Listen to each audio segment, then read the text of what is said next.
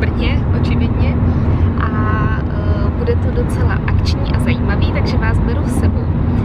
Plán na dnešní tenhle ten podvečer je takovej, že my se cestou stavujeme za kamarádama, který bydlejí kousek před Brnem. Jdem tam na véču, tak nějak jako rychle popovídáme, no a pak si pojedeme ubytovat. No a zítra, to je hlavní důvod, proč jdeme do Brna, budu dopoledne natáčet podcast. Je sobota ráno, my jsme na ubytování, všechno zase proběhlo velmi rychle v šíleném chaosu, takže včera jsme přijeli na tu návštěvu, tak nějak jsme se prostě najedli, pozdravili a zase jsme letěli, aby Kubíček byl včas zase už tady na ubytku a mohl jít spinkat a oni mají taky malý mimčo, takže to opravdu byla velmi úsporná, rychlá návštěva, ale bylo to skvělý. No a teďka jsme byli teda na snídani hotelový a vyrážíme do centra, nebo ne do centra, k budově, ve které já natáčím ten podcast. Plán je takovej, že kluci mě tam hoděj a pak tu hoďku a půl budou se procházet někde kolem a pak se zase dáme sraz. Takže já se vám pak ozvu, jak to dopadlo a povím vám víc. Tak podcast dotočený, Ondra tady štulej kočárek, už jsme v centru.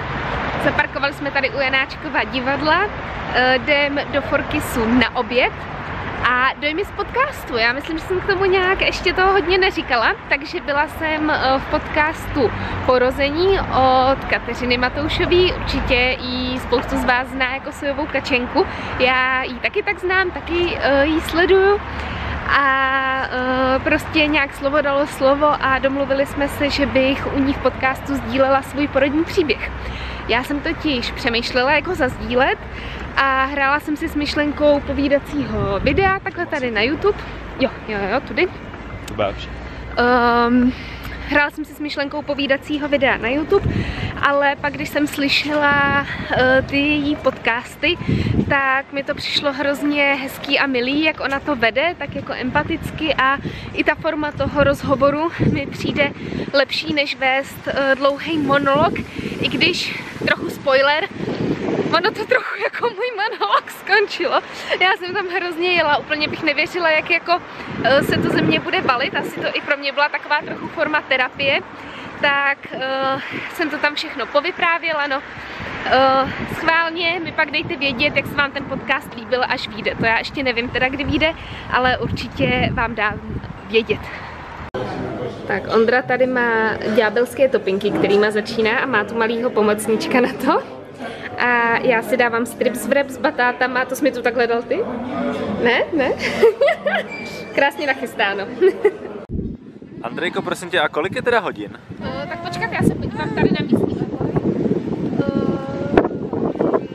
2 hodiny.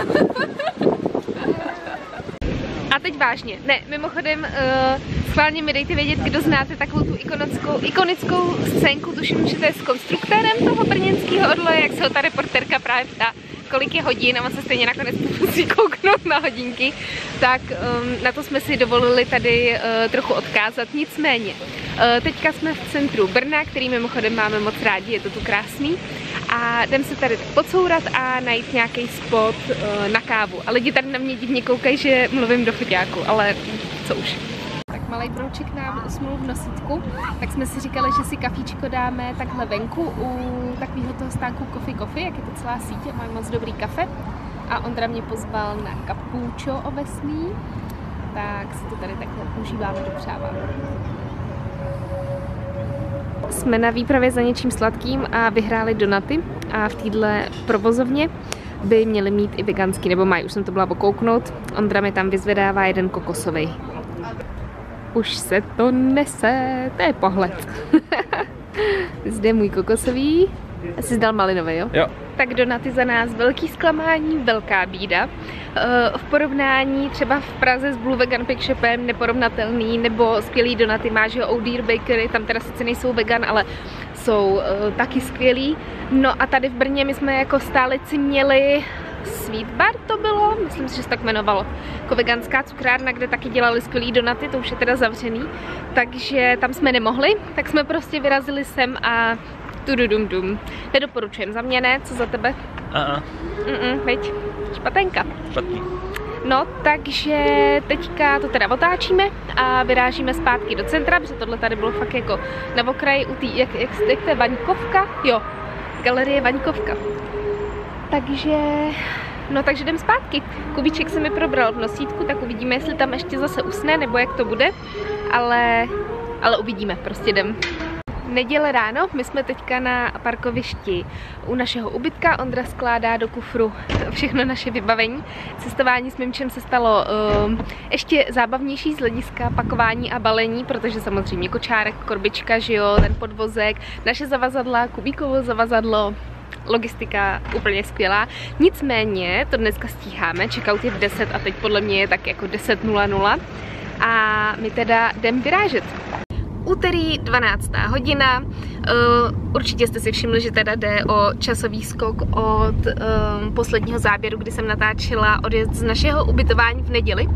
Od té doby se všechno dělo takovou rychlostí, že chtěla bych říct, zastavilo se to teď, ale nezastavilo. Já jenom jako do toho jsem si říkala, ne, tu kameru prostě dneska ještě vezmu, abych dneska ten vlog zakončila, protože dneska není jen tak obyčejné úterý, ale Halloween. Já jsem si právě i k tomu sladila takhle náušnice, pavouka na pavučině, ráno už jsem měla dýni v uších, prostě musím prostřídat dneska všechny svoje halloweenské náušnice, co mám prostě. To je cíl.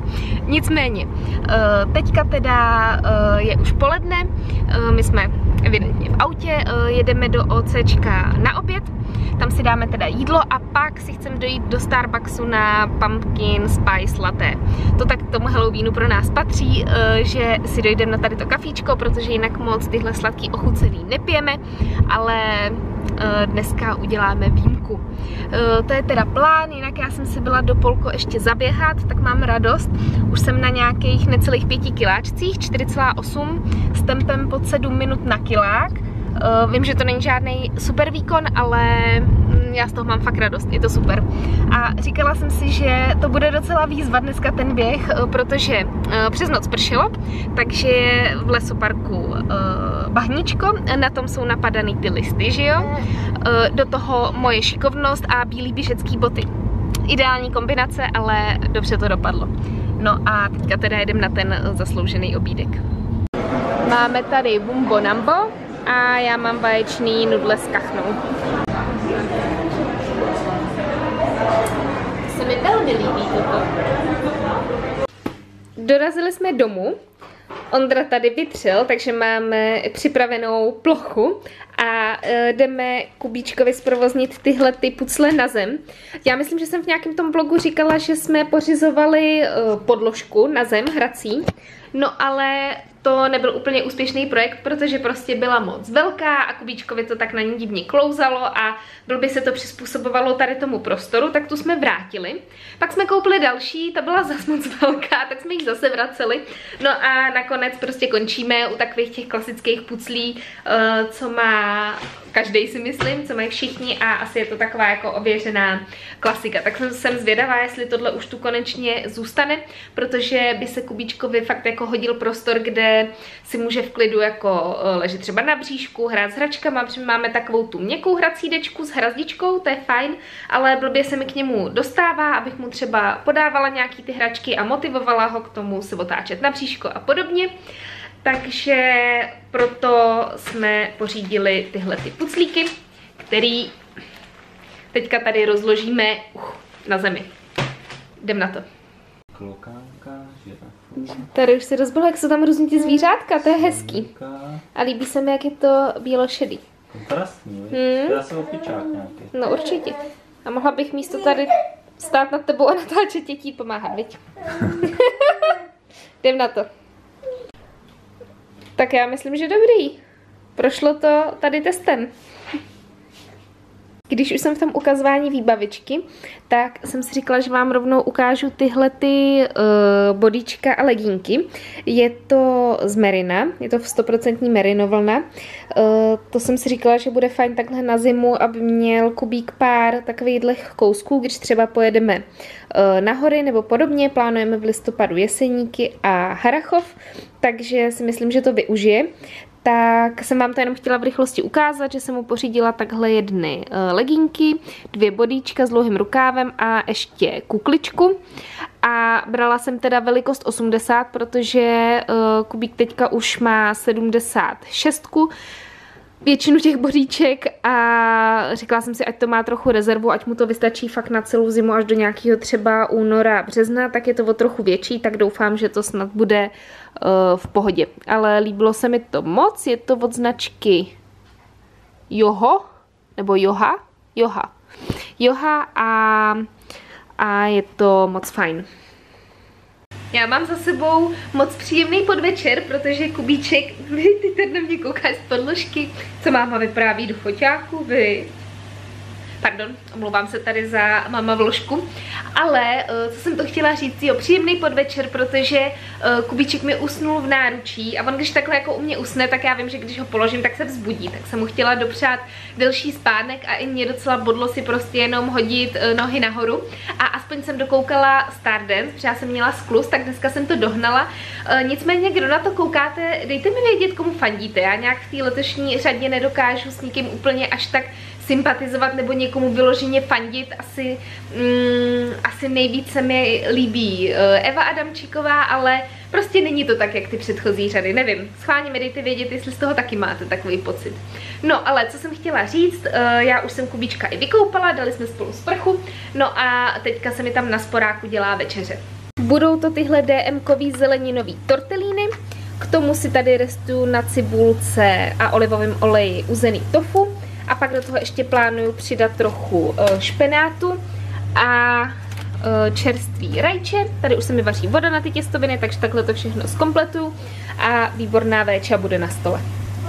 Tak, já už jsem se odlíčila, přiznám se, že už jsem i v pyžamu a teďka už jdu jenom uspávat Kubíčka a sama taky půjdu spát.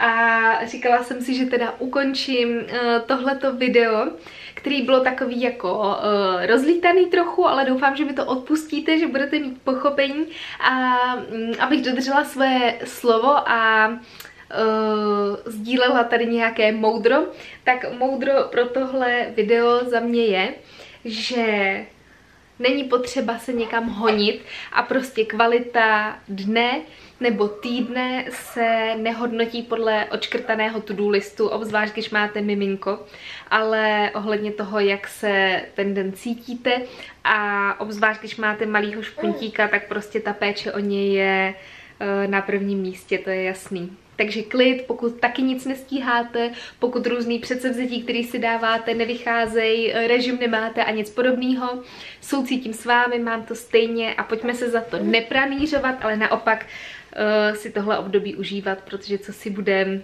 zas tak dlouho to trvat nebude, že jo? No tak jo, konec tady mudrcování. Já se s váma loučím, dejte mi vědět, jak se vám video líbilo a těším se zase příště. Ahoj!